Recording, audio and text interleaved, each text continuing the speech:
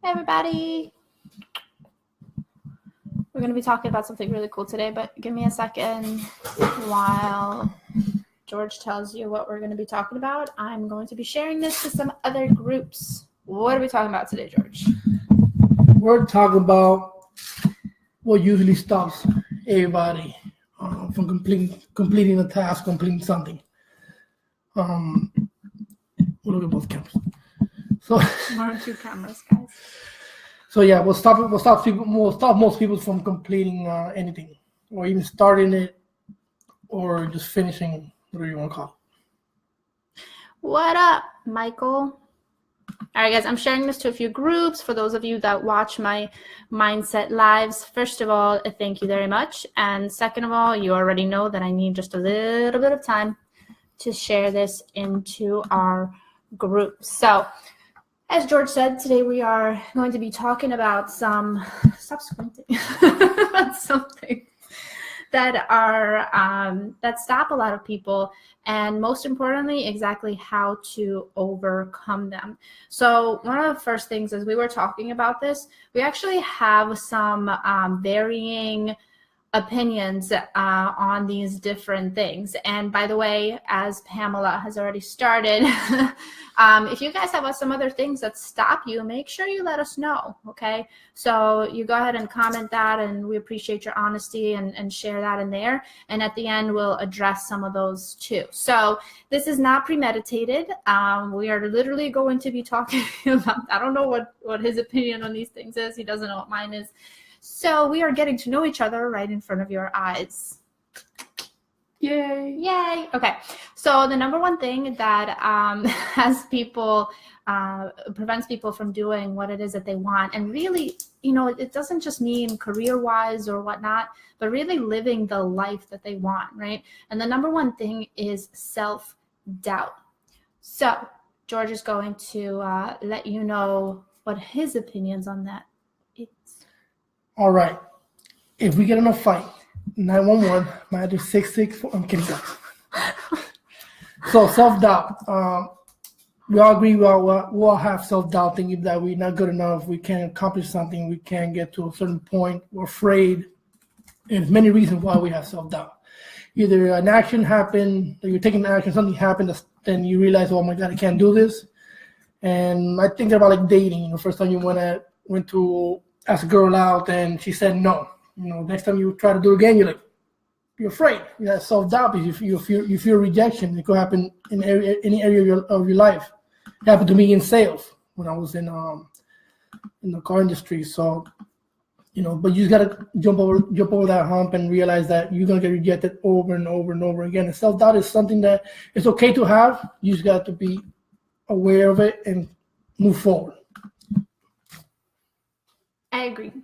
I like to look at where things come from. So far you're safe. 1 out of 3. All right. So I like to look at where things really come from. And self-doubt comes from, it's actually learned, right? We don't come out of the womb doubting ourselves. So it's a learned behavior. So when our brain basically learns, and exactly as George demonstrated something that clearly has never happened to George, and that's asking somebody out and them rejecting us, right? It's the same with clients. If we make a proposal and then we get rejected, right? Our brain is like, ooh, that didn't feel good, right? So we don't want to go into it again. But keep in mind, for me, when I know that something is actually more physiological, right? I understand it better, and I'm able to combat it better, because if I can teach my brain to think this way, right? And guess what? I can do the same thing. I can retrain my brain to think in a more effective, in a higher consciousness, right? And by the way, we're on Instagram and on Facebook, so just in case I'm looking away. But self-doubt, in order to beat it, like he said, it is little steps as you build your confidence, right? So the thing is that you may not get a yes right away. So you're going to have to try over and over and over again. And part of that is also being consistent, right? Lack of consistency is what kills a lot of dreams. It's not just the self-doubt, it's lack of consistency. So develop a plan, keep trying that plan, whether it's within proposals or asking somebody out. Hopefully you don't get said no to that much. But even if you are, keep working on that plan until eventually what's going to happen is that you're going to see, okay, people responded well to this part, but I lost them on the other part. So let me tweak my plan. Okay. Now you don't want to do this after the first no. You want to try it out. And my rule of thumb there is at least 10 no's, right? Hopefully not all in one line, but at least 10 no's for that method. And then I also like to get feedback from clients once I know them a little bit better of what made them say yes. Okay. And eventually you will start getting a new type of plan, right? Mindset. That you can, and mindset that you can consistently put in. And get used to hearing no. You just got to tell yourself all the time, I'm going to hear no and no and no. And it's not you. Doesn't mean that because you hear no, it's because you have something to be wrong with you. Again, it could be a sales call, it could be a new client, it could be a new gym or a new workout, whatever it is that you're trying to do is and the reaction feels like a no, even if it was a straight no. It doesn't mean it's you. It just means maybe you got to look at every perspective. Was it me? Was it a customer? What could have done different? But again, you never put yourself down because there's gonna be another opportunity and another one and another one and another one and another one. And I guess that's what you gotta convince yourself. Okay, I gotta know. Now I gotta figure out how do I get a yes next time? How to tell that client to say yes? How to go and do the workout better? How to go and ask that girl out and she says yes, at least give you her number. Again, I take everything to dating because it sounds like dating. No, it's not about this. It's not about the dating. There are two things that you said. One, don't think it's you. Yeah, I mean, it's not always you, and I think this is where dating and being in business is slightly different. But yeah, sometimes you're not a fit, right? You're not a fit for a company. You're not a fit for that particular person. I seem to find that out a lot later. But you're not a fit for whatever it is that you're trying, right? But at the same time, for me, I actually like to take the blame, okay? And I like to know that I had a role and a play in getting that no or getting that yes, right?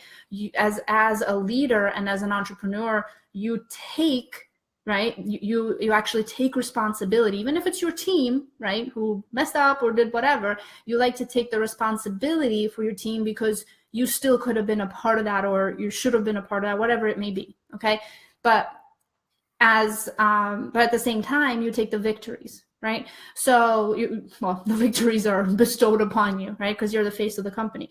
But when it comes to saying, oh, it's not me, some people get lost in that.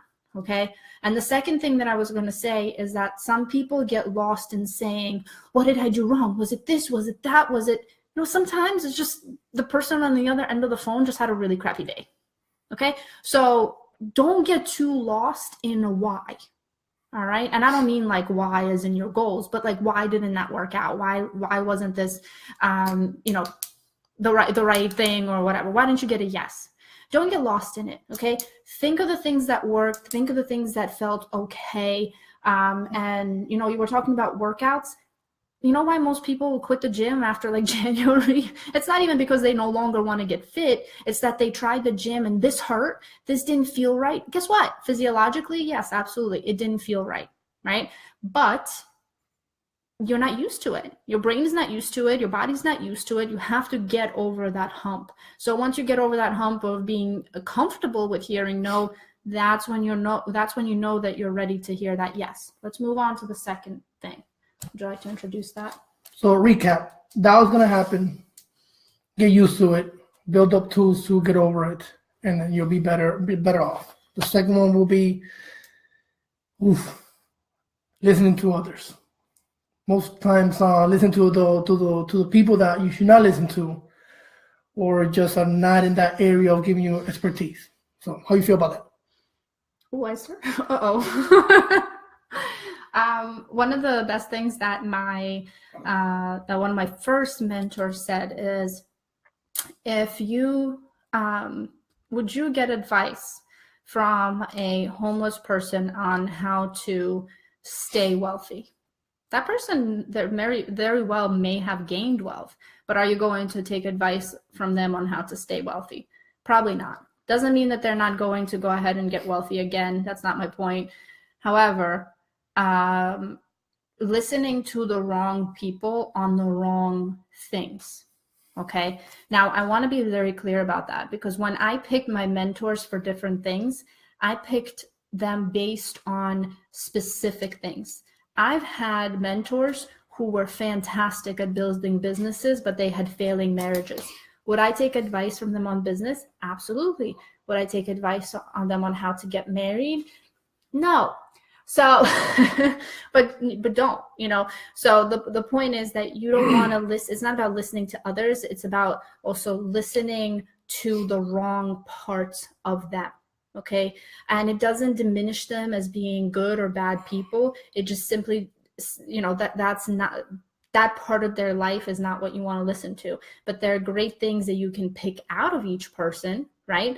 Based on the success that they're in. One thing that I would remind you, even if it's your family member, even if it's your best of friends since age 2, okay, it doesn't mean that they are where you want to be, or that they even want to go where you want to be, right? So blood and relation doesn't really mean that that's who you listen to. Yeah, I mean, people say listening. One of the biggest things I learned is really to learn how to listen to somebody. I mean, people can say a lot of things coming out of their mouth the whole time. You really got to pay attention to what they really mean, especially coming from the sales side. Customer, let me give you an example. Customer comes in and tells you most of the time, I'm just looking, or tells you, they want to cover navigation and all these crazy things to it. But then when you really listen to what they drive and what they're used to, and what they really have now, that's listening. That's listening to what the reality is versus what they're telling you. Just like with somebody, sometimes people just want to talk, and you just kind of like got to learn how to cut out some parts of the sentence and just get the best ones and put it together. You're absolutely right. Like I said, you have to listen. As an entrepreneur, business, sales, wife, relationship, you have to listen, really sit and listen to the person. I'm not just hearing the words. You have to pay attention to what they're trying to tell you. And sometimes we get stuck and listen to everybody's opinion because we think we need it. We think we oh my God, we have to get this person's opinion. We have to get other people's opinion to do what we want to do. That's not true. I want to do what I want to do, and I'm going to do it no matter what. Yes, I'm going to get the opinion from people that value, but sometimes you get stuck in trying to get some other's opinion, and then you don't do it because this person said yes, this person said no, this person said you're crazy, this person said you do it, and all of a sudden you're like, man, I'm all over the place now. I'm just confused. I mean, so try to keep your opinion, your questions, who you're going to get advice from. Minimum, I'll say 1 or 2 people that you really do trust. And again, once you put that confidence in yourself, that you say, you know what, I'm confident because you listened to yourself before and you did it, you probably won't need that person's opinion. You just run it by them, kind of like just bounce ideas on the wall, which I like to do a lot. I like to just sometimes say things just to bounce ideas, see how the person reacts. But really, I'm not listening. I'm just kind of just bouncing it off, see how they react to the idea. But again, it goes back to confidence, self-doubt, building that confidence, and then and a lot of people listen to a lot of people might bring your confidence down, and then bringing yourself down high, and then you're in destructive mode. Yeah, and I had you brought up a good point. I have had a client who, even when listening to successful people, okay, you really want to be careful. And the reason being is that you are unique, okay? Physiologically, mentally, physically, in all kinds of ways, you are unique. Okay, and that is your power. And I don't mean to sound like a fortune cookie, because I'm pretty sure I read that from a fortune cookie, but that really is your power, right? So I had a client before who would constantly, and it would make it very hard to work with her, because she would constantly look at what other people were doing who were successful in her industry, and she wanted to do every single thing that they would be doing. She basically wanted to be them, the many of them, right?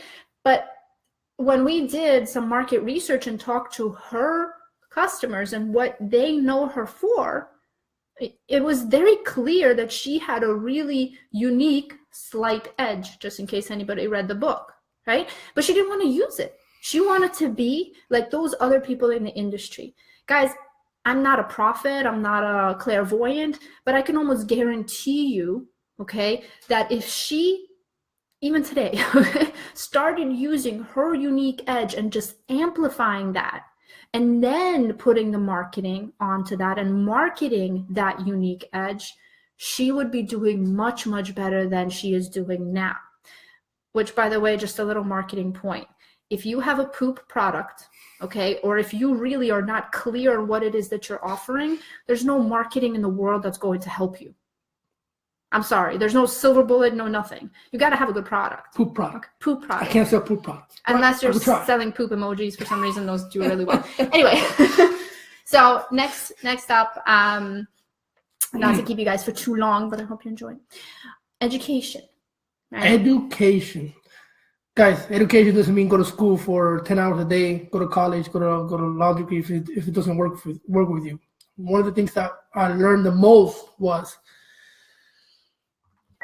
education for me is learning what you did at school and putting it towards your career, your goals in your life. And there's no reason for me to go to when I went to school and I went to college and I was learning accounting. For me, accounting served no purpose. No purpose. So that didn't work for me. That's not education. That's waste of my time. Now, learning and educating yourself in your field and things are going to make you better. You really do feel it's going to make you better. That's a proper education and time management of yourself. And I think somebody here also said about time, which I want to touch on briefly. Yes, a lot of times we don't have time because we might manage our time not properly. You know, we might not put the things our priority on top and let things that not do no matter waste our time. We gotta do it backwards. Make the things our priority big, and those that waste our time small. Just to touch on that time thing. But sometimes during the day you might not have enough time. That does happen sometimes, but that cannot be the norm with things. Yeah, I mean, time is a man-made concept, guys. I never understood that, by the way, but I don't. Well, let's explain it to George. Time is something that men created, like man-made lakes in Florida. Right, guys? Understood the words behind it. Okay, so what that means is that there's a lot that you can accomplish within a certain amount of time, okay? There are a lot of people who say, take your time, or, Rome wasn't built in a day, whatnot, okay? That's a big one, right? Rome wasn't built in a day. Just leave it be. So, sorry, notifications going off. But the whole point of that is that time, okay, is something very small to concentrate on. So when he says where you put your time, I like to translate that into where you dedicate your energy. Okay, and we had a conversation over the weekend about this, where I do a lot of different things. Surprise! If you know who I am, I do a lot of different things. But that's because I have allowed myself to, rather than clear my plate, right, and only have time for the different parts on there, I've allowed for my plate to become bigger. And that is part of education. That is something that I learned for the specific issue that I had. And the specific issue is that I love doing different things. Okay, I'm passionate about a lot of things, and marketing is always at the core of those things, right? But I like to do different things with marketing.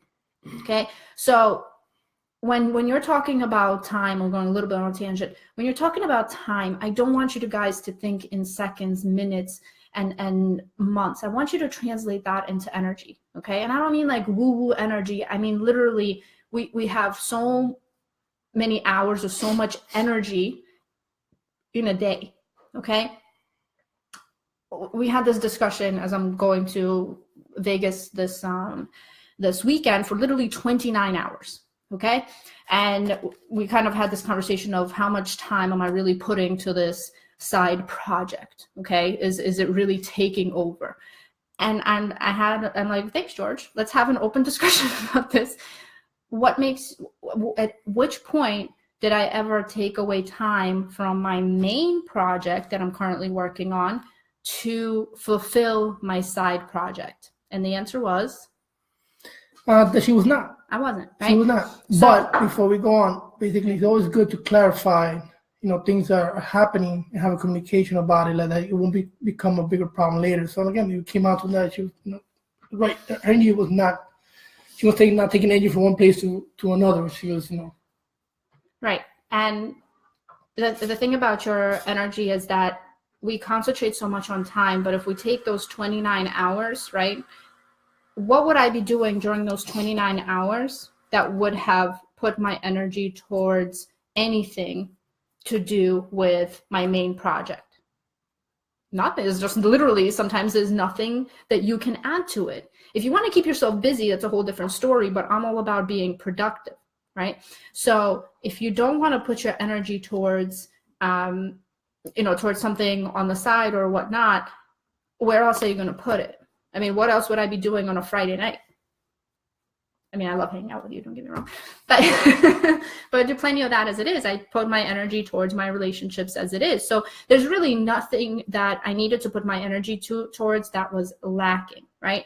Now, guys, everything that I'm talking about right now, going back to education, is everything that I have learned from fantastic people in my life, which brings us back to listening to others.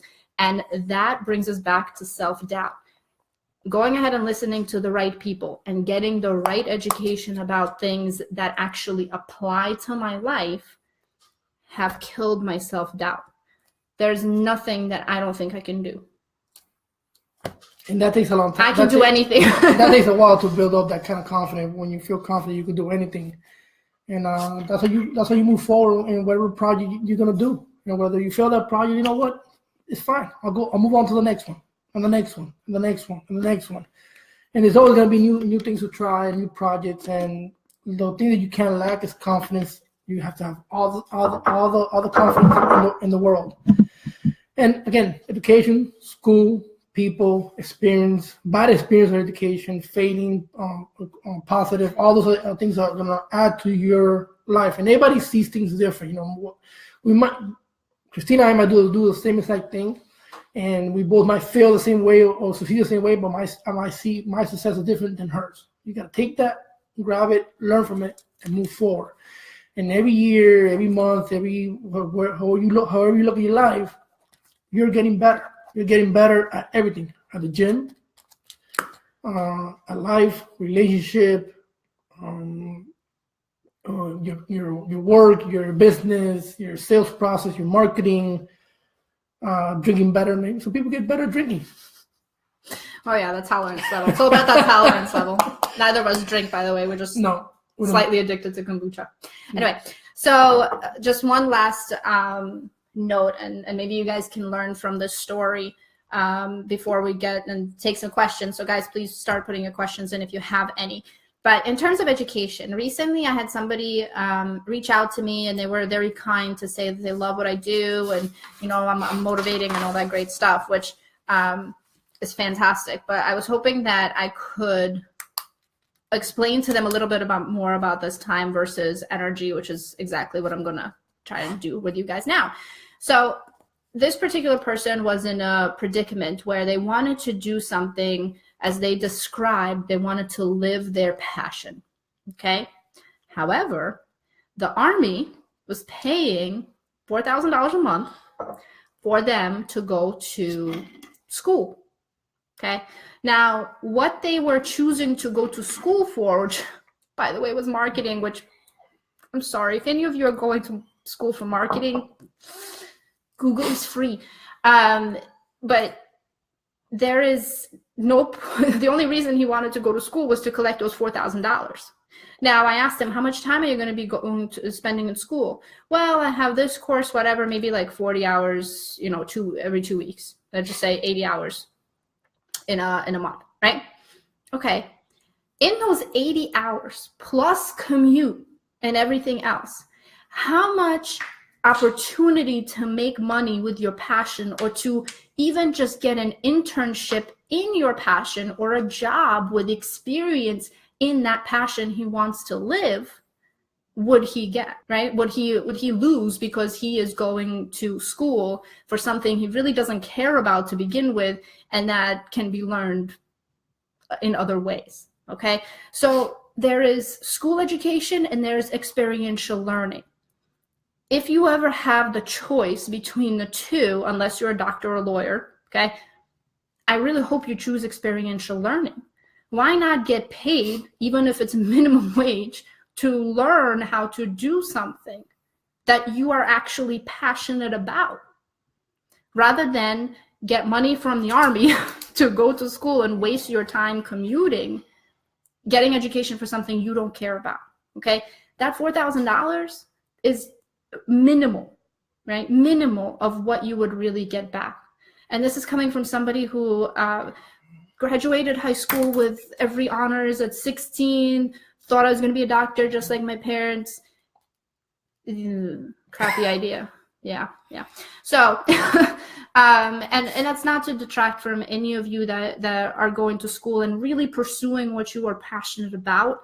But guys, please don't go to school just because you feel like it's a next step. It's kind of like getting married because you feel like that's the next step in a relationship. Or having kids. Or having kids because that's like the next thing to do, or fix a relationship or whatever. That's not the right thing to do. You really want to focus on what you're passionate about and live out that passion. Okay. So I wanted to bring up something real quick. What you said is that when people say that go do the low paying job, a lot of people don't want to take a pay cut, although they think they shouldn't take a pay cut just to learn from the experience and do that job, then to get better. They don't want to sacrifice the first few years.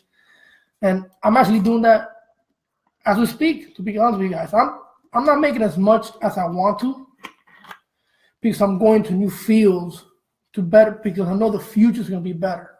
I could be doing other things that does pay me high paying dollars, but I choose not to because I'm working hard on putting some effort now and taking the hit, like I like to call it, because I know later on it'll be a bigger reward.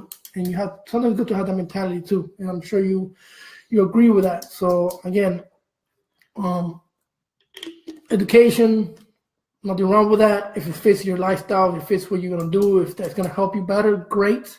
Just make sure you're using it, because like I said, it's just going to school not even if you're paying for it. Not if you go to school and not use what you learn, then why stay 40 hours there for? That's like working at.